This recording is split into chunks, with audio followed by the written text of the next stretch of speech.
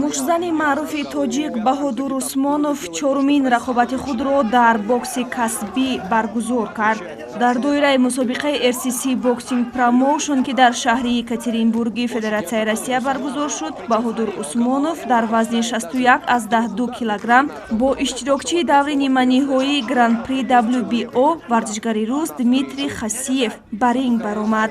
Нерӯсанҷии варзишгарон 4 раунд идома кард. Дар ҳар 4 раунд Баҳодур бартарӣ дошт. Дар дақиқаҳои охири раунди чорум Баҳодур сару рӯи Дмитрийро муштборон кард.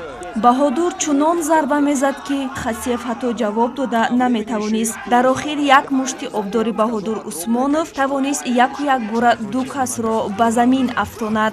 Мушзани тоҷик бар ин ҳарифи худ бо нокаути техникӣ пирӯз гардид. Варзишгари рус бошад пас аз даври чорум дигар аз идомаи рақобат даст кашид. Ҳамин тариқ Баҳодур Усмонов чорумин пирӯзии худро ба даст оварда дар бокси касбӣ ҳанӯз шикаст нопазир аст.